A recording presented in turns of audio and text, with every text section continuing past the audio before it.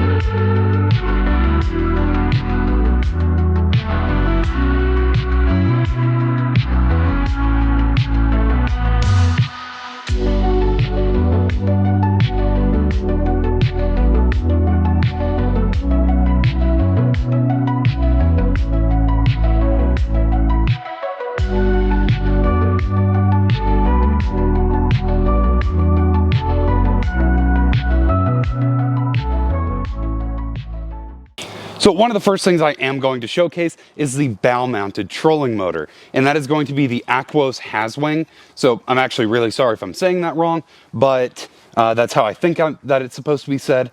And this is actually a 48-inch trolling motor shaft that I have chopped down to be 36 inches.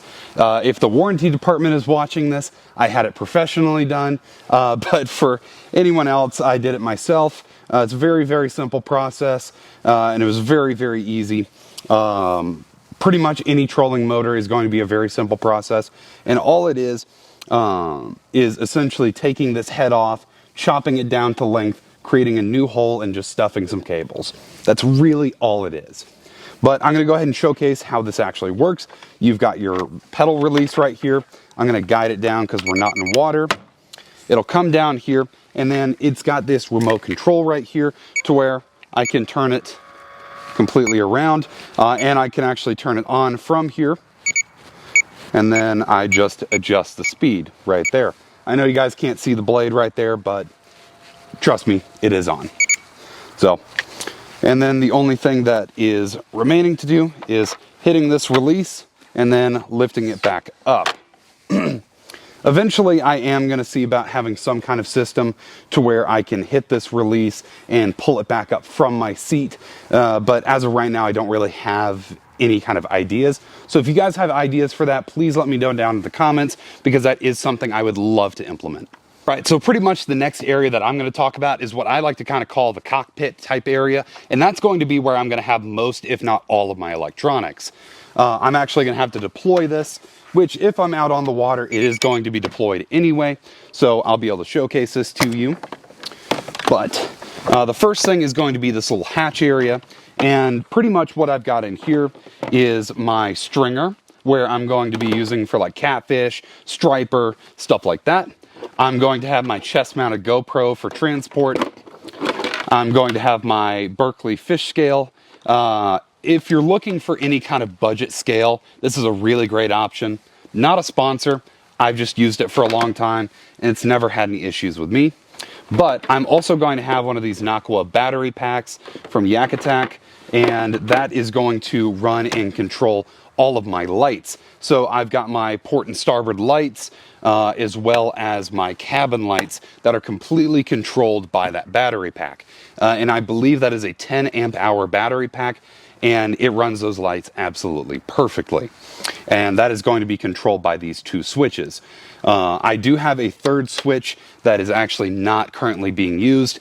Not really sure what I want that to be used for yet. If you guys have any ideas down below, please leave it in a comment. Next, we're going to kind of come over here. I've got my face mount GoPro. I actually ended up adding an 8-inch extension arm to this to where it can push this back further, because I am a big dude and it's a little bit hard sometimes getting a really good shot, especially from a distance. I am 6'4", 260 pounds, so I am a lot of man. I am a lot of man. So next we are going to showcase the Lowrance Elite FS9, and that is the forward sonar 9-inch screen. It is absolutely fantastic being able to have all this real estate to where I can have, I don't know if you guys can actually see this, but I believe I have side scan and down scan and high chirp all visible on one graph. Let me actually pull the options out of the way. And that is a lot of real estate. That is really awesome being able to utilize that. Eventually, I do want to add live scope to this to where it is controlled via my trolling motor, but that's a little expensive and might be a little bit ways down the road. It also does come with an NMEA 2000 port, so if I had a GPS trolling motor, then I would be able to actually chart plot and be able to control it with my fish finder, which was originally going to be the plan, but this past year Motor Guide actually ceased production and sold everything to Lowrance and Simrad. So that's a little bit disappointing, but can't win them all. Next is that I actually have this quick disconnect port that I added to my trolling motor, as well as this little flap right here that is a quick disconnect, just so I don't have to worry about any kind of wiring. And I actually have my battery at the aft of the boat. It is a fantastic investment. I have loved it because it has made deploying and putting up this trolling motor incredibly easy. Kind of the next thing is that I actually have in my dry pod, let me actually move this net up to the bow. In my dry pod, I actually have my transducer for this mounted on the underside, but I also have another one of these 10 amp battery packs. I want to upgrade to a 20 amp hour version because that 10 amp hour sometimes doesn't quite have enough battery in it, especially if I'm running this baby a lot that day. It kind of kills battery a little bit. But I do have that powered, and I actually have that through a through hull system right here and right there, to where it can actually hide the cables. If you actually look through this and under that bow basket, it is a whole mess of cables. I understand how it works, but if anyone else took a look at it, they might have an aneurysm. I'm just being honest. Dual rod holders. These are the Yak Attack Omega Pros, and something that you're actually going to see a lot of is that a lot of this is Yak Attack. They're not a sponsor. I just really like their stuff that they make. So huge shout out to them. They're not paying me or anything. I just really like them. If you guys want to get some stuff from them, go right ahead. But one of the main things that I actually really like is the fact that it has these quick detach, which is absolutely fantastic. It makes taking all this stuff off super easy, but also what's nice is that I can mix and match. So say I wanted to put a rod holder here, because it's all on the same system, I can just pick this up, move it over here, and boom, I can just completely customize it and move it however I want. I don't know why I would do that, but it's a very simple system and it makes moving stuff around very simple. And my fish finder is also on the same system, so all I do is I just disconnect it, put this cover back on, and put it in my car so that it's not flopping around, all sorts of stuff. But another thing is that it is almost imperative to have multiple methods of propulsion out on the water. So I do have a paddle holder here that I do keep in case, for whatever reason, my trolling motor fails or my battery dies.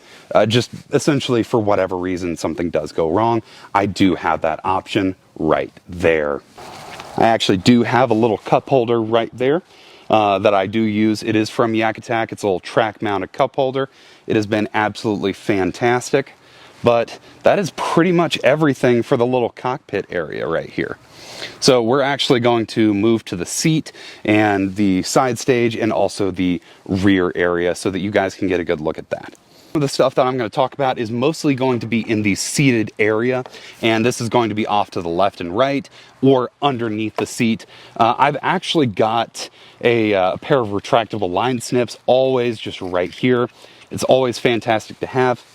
But outside of that, I do have quite a few modifications that I have made to this kind of side stage area, just because I wanted to make it very personalized, at least to what I like to do and use whenever I'm out on the water.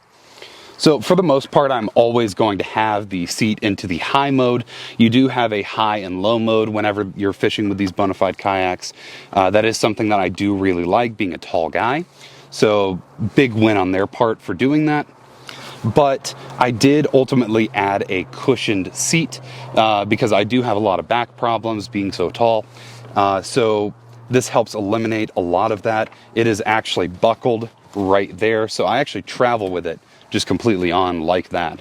And I've never had any issues with it. It's fully waterproof. It is actually made to be on a canoe, so it's fully waterproof and everything, and I've never had any issues with it. The thing that I am actually going to show you guys is the Yak Attack track pack that is going to sit right here, and I'm going to open that up.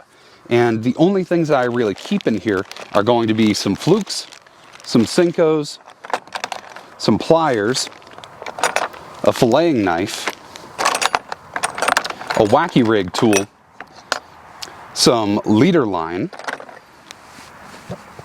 and also a Rapid Fishing Solutions hook awl, and that is mostly for putting trailer hooks on and stuff like that. But that's really all I keep in there. And Yak Attack also does make a cutting board attachment that I have on top of this, because occasionally I do like to do cut bait for catfishing.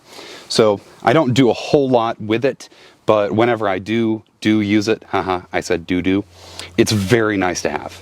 Now moving to the other side, I do have a couple of things here, and I actually am going to get into my PFD, personal flotation device, whenever I do actually showcase that. But I have another gear track right here that has a little clip-on right here that is going to go to a board leash tether, and that is going to hold my aluminum catch board on a quick release.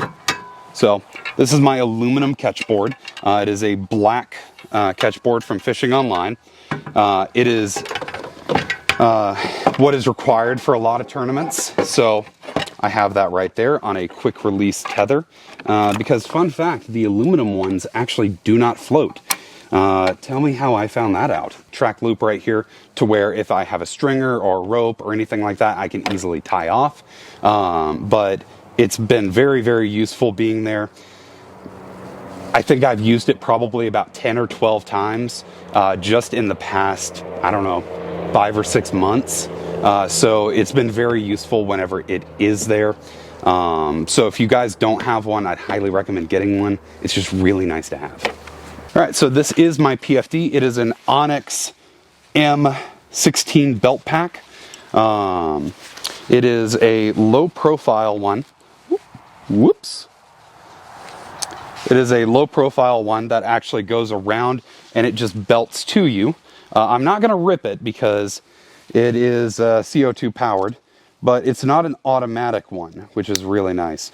So when your friends are being jerks and splashing you with a paddle, they're not gonna accidentally, make it pop. So all you gotta do is rip that, put it over your head, and boom, you've got yourself a PFD.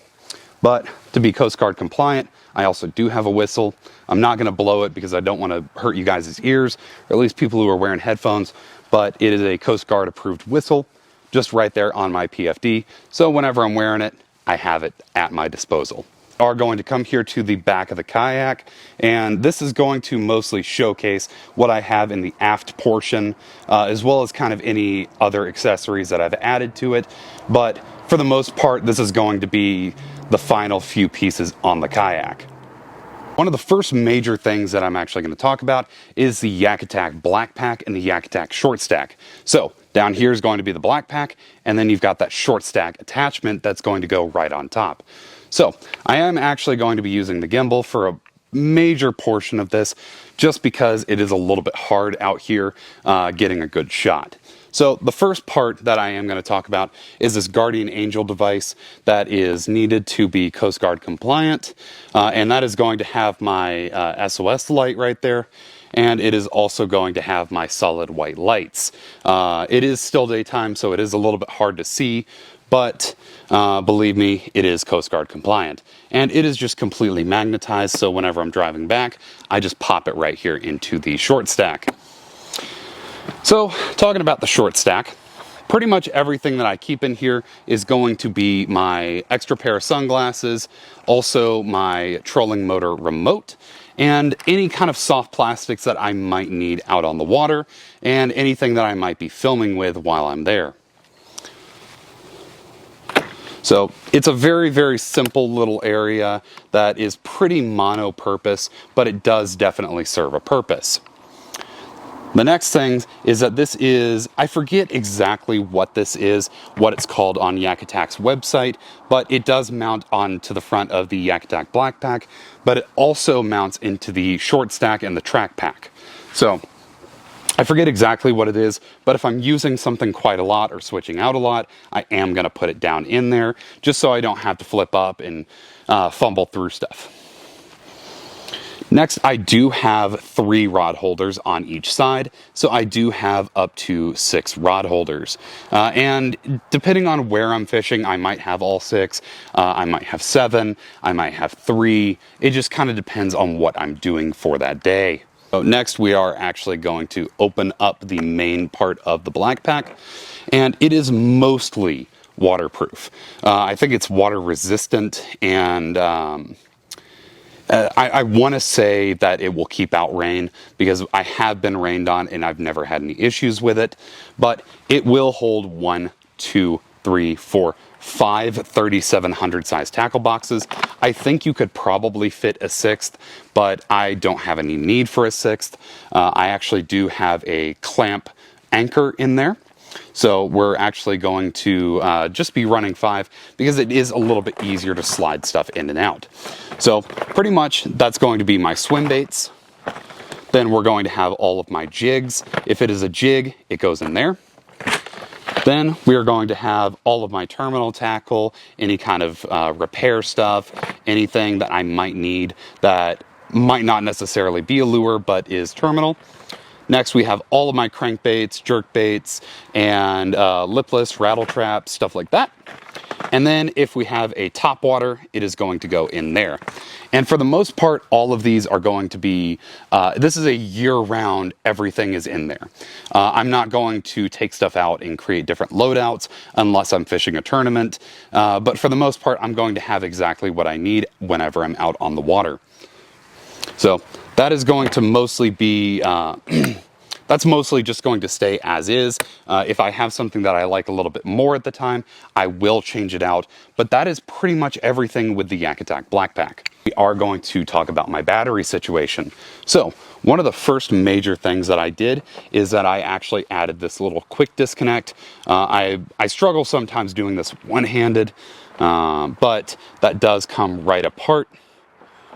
Let me get that right there.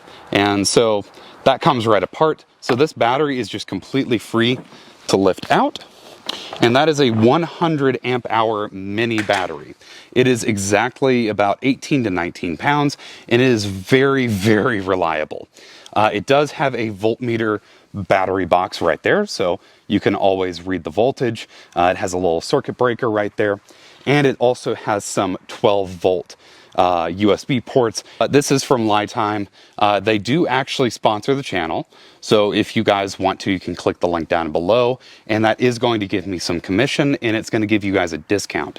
So if you guys want to pick up some lithium, feel free to use that code. If not, oh well. And essentially what this is going to be powering is I do have a through-hole connection wire kit that runs all the way up the length of my kayak, and it will come to this quick disconnect port that I actually talked about at the beginning of the video right there.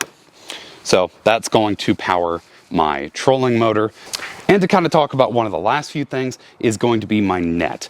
And some of you might actually consider this to be a little bit overkill, but this is a Yak Attack leverage net that I use for pretty much almost all species. So largemouth bass, catfish, striper, things like that. Because I do fish for a lot of different species that I'm actually yet to show on camera.